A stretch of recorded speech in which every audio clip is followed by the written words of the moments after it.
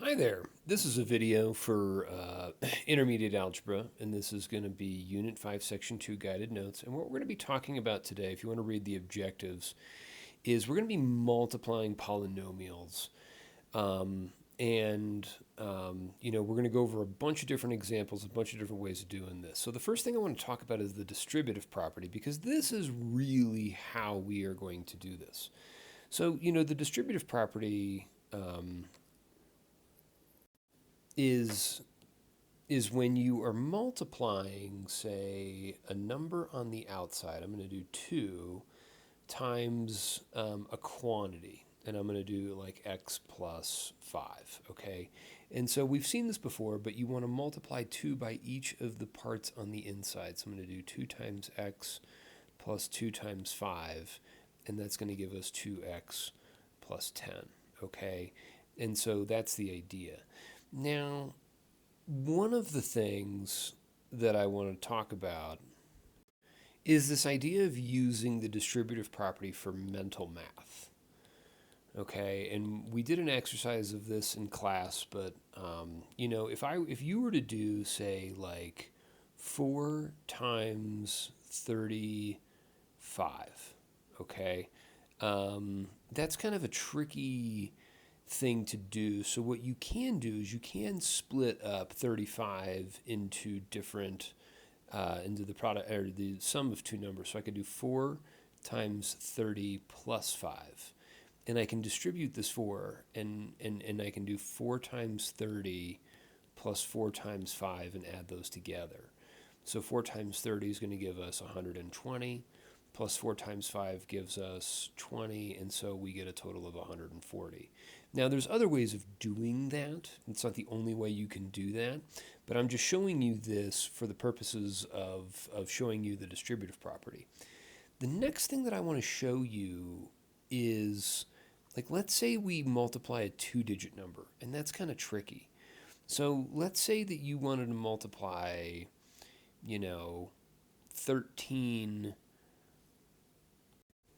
by 22, okay? Now, this is a tricky one that I can't do in my head, but we could split both of these up, okay? And I can write this as 10 plus 3, the quantity, times 20 plus 2. And I can distribute this, and I can distribute the 10 into each of those, and I can get 10 times 20 plus 10 times 2 plus, and I can distribute the 3. And I can do 3 times 20 plus 3 times 2, and I can add all these together. So 10 times 20 is going to give us 200 plus 20 plus 60 plus 6. And so 20 plus 60 is 80 plus 6 plus 200 is 286. Okay? So the reason why I'm doing this is because we're going to, showing you this with numbers is crucial because we can do that with polynomials, all right? So I'm going to jump into a bunch of examples here and go through these. And so, the process is very similar on each. So on this first example, this one says that we're multiplying a monomial by a trinomial. So we have a one-term polynomial times 3 terms. And all we're going to do here is, because I have the single, monomial, polynomial here, I'm going to multiply it and distribute it and multiply it by each of the parts on the inside. So I'm going to draw my little arcs, and, and I'm going to show a lot of steps on this one. But the other ones, I'm not going to show as many steps. So I'm going to do this, and I'm going to take negative 2x squared. Okay, I'm going to multiply by each of these. So I'm going to do negative 2 times x squared times another x squared. Okay, so times an x squared. Plus, I'm going to take negative 2 times x squared and then times 3 times x, and then plus another negative 2 times x squared, and then times 4.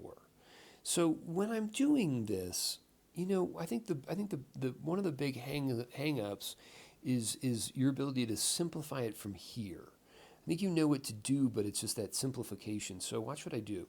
So in this, I have a negative 2, and then I'm multiplying variables. So I'm going to carry down my negative 2 here, and then I'm multiplying x squared by x squared. And when you multiply two numbers with exponents and they have the same base, you add the exponents. So this is going to become x to the fourth. All right, plus, now over here, I'm going to take negative 2 times positive 3, which gives us a negative 6, and then x squared times x to the first, and that's going to give us x cubed. All right, 2 plus 1 is 3. All right, then lastly, I've got negative 2 times 4, which ends up giving us negative 8, and then the x squared. Now, we're pretty much done here. In theory, you could leave your answer like this, but you really, instead of doing the plus and negative, you probably want to just show this as just a negative. So I would write this as negative 2x to the fourth minus 6x cubed minus 8x squared. And that's going to be your final answer, okay? So on this would be showing all the steps. So if you need to show all those steps, that's totally fine. But like on the next one, I'm not going to show all of those steps, okay? So let's take a look at this next one. This next one's a little bit easier. We're going to take this negative 4x, and we're going to distribute it into each of these parts here. So I'm going to do, in this one, I'm going to do negative 4 times 2, which gives us negative 8. And then I'm going to do x times x squared, which gives us x cubed. All right? And then on this next one, I'm going to do negative 4 times negative 3, which gives us a positive 12. And then we're doing x times x, which gives us x squared. Lastly, I'm going to do negative 4x times positive 5. So negative 4 times positive 5 gives us negative 20. And then we're going to bring down our x. And that is our answer, okay? So again, if you want to show all those steps and separating everything out, do that, okay? But I'd like to get us to a point where we don't do that because, you know, when we multiply all this stuff out, we kind of got to, you know, these problems are going to get long and like that. All right, they're going to get a lot of writing, okay? So the next one, the one that you're going to see probably the most often is multiplying binomials, all right? And so, well, I'm going to show you two different ways of doing this. And the first way, you know, and I showed you an example up here, and I don't care how you do it. If you want to do it using this way, that's fine. But there's one of the methods that we use when we're multiplying binomials is called the FOIL method. Okay, and that means I'm going to multiply my first terms. All right, so I'm going to do 5x times 2x. And 5x times 2x is going to give us 10x squared. All right, we're going to multiply our outside terms. So I'm going to do 5x times 1. So I'm going to do plus 5x. I'm going to do our inside terms, which is going to be negative 4 times 2x, which is going to be minus 8x. And then we're going to do our last term. So negative 4 times positive 1, and that's going to give us negative 4. Now, what I want to do is add these together and combine our like terms. And the only like terms that we have are these two in the middle here. So I'm going to bring down 10x squared. 5x minus 8x gives us negative 3x, and then minus 4. And this is my answer, okay? So that's using what we call the FOIL method. I'm also going to do what's called the box method. And I like the box method for this. I don't know, it's just kind of a visual way of doing it. But what I'm going to do is I'm going to draw a 2 by 2 box. And I'm going to put my first binomial, 5x minus 4, I'm going to put that up here, 5x minus 4. And I'm going to put my second binomial, 2x plus 1, over here on the side. And it does not matter where you put these, okay? And I can just fill in the box, and I'm going to multiply to get what's inside of these boxes. So for this box, I'm going to multiply this row by this column, so 2x times 5x gives us 10x squared. I'm going to multiply this column by this row, so negative 4 times 2x gives us negative 8x. For this box, I'm going to multiply this row by this column, so 5x times 1 gives us positive 5x. And then for this box, I'm going to take this column times this row, so 1 times negative 4, and that gives us negative 4. So now I want to add all these together, all right? And it's kind of a, you know, I look at like this as like a big plus sign of what you're adding together.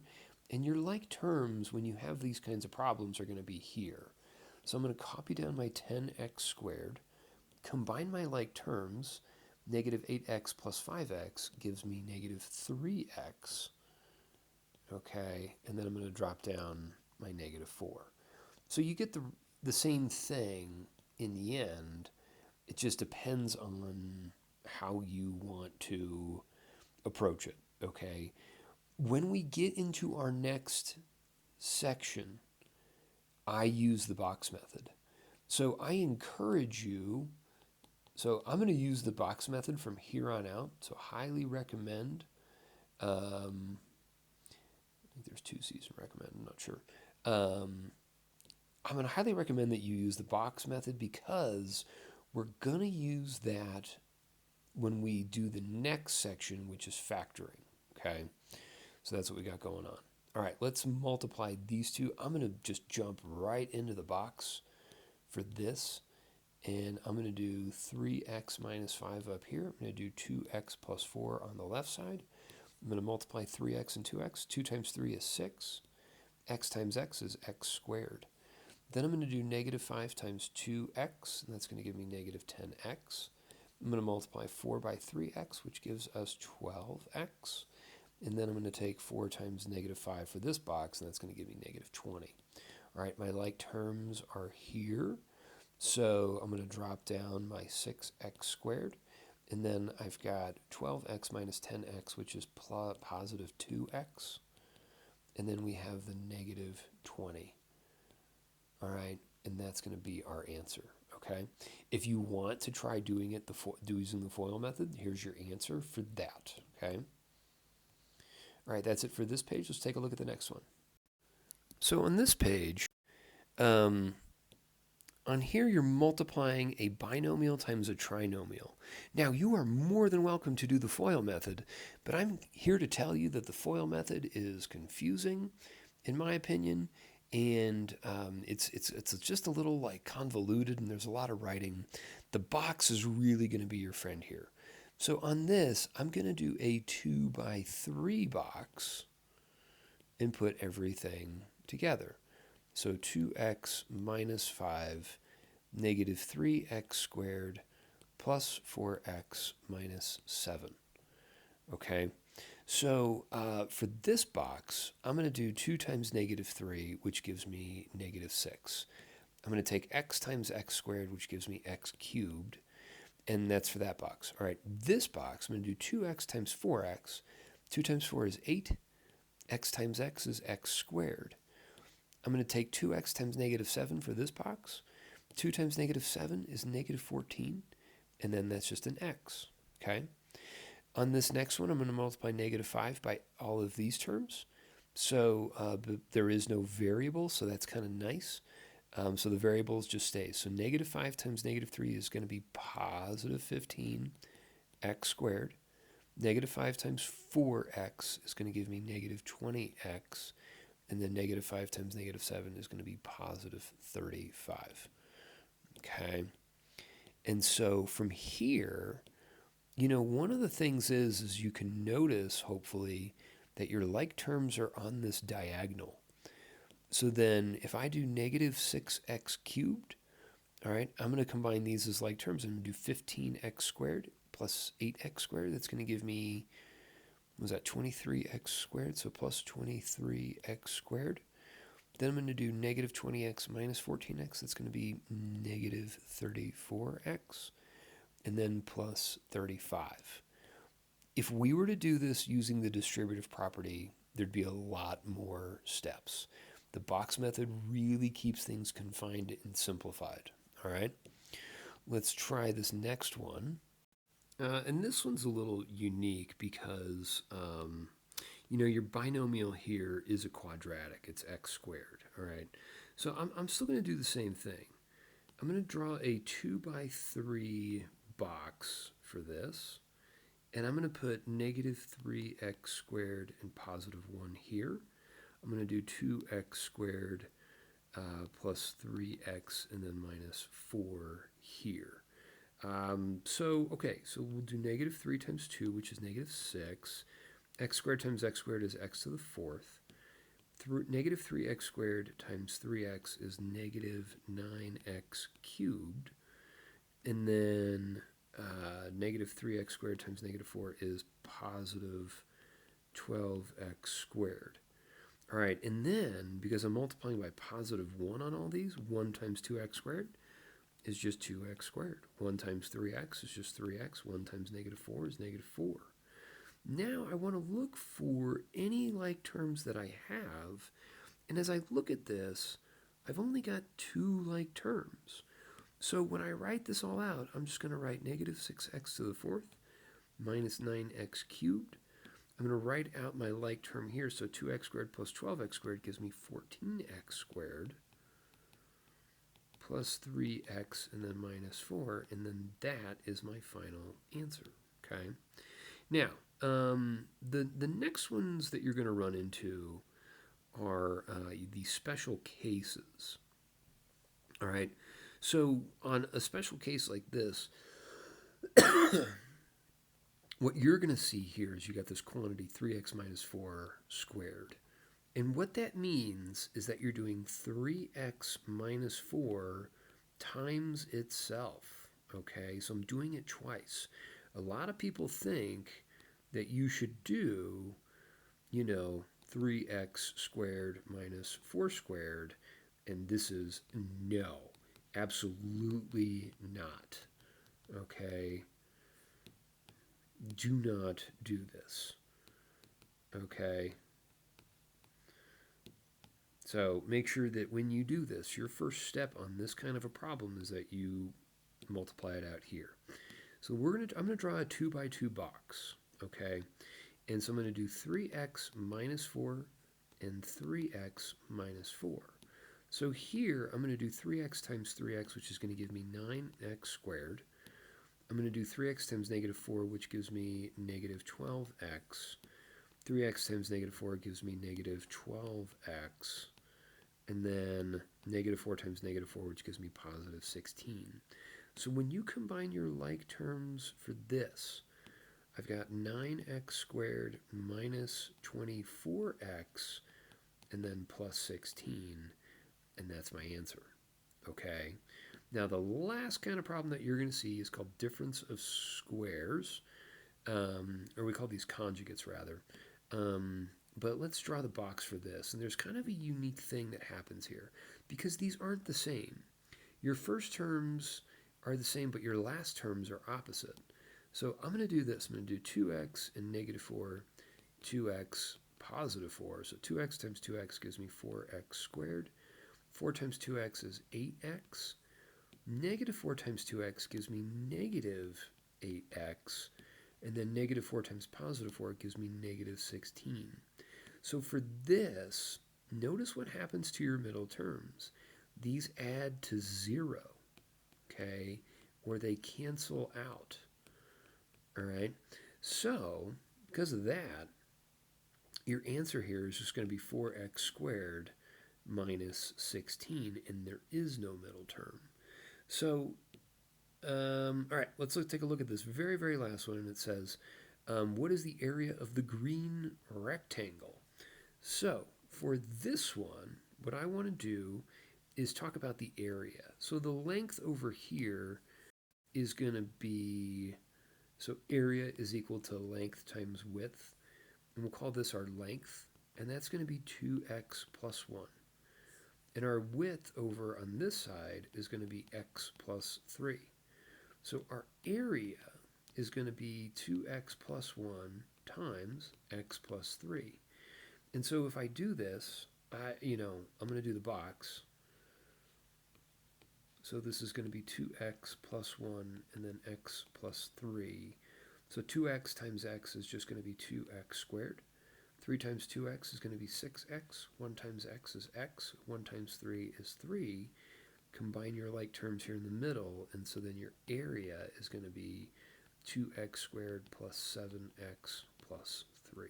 Okay, so that's all I've got for this video. I hope that you're realizing that we keep doing the same thing over and over again, just depending on what you've got. So please reach out if you have any questions. Thanks a lot. Bye.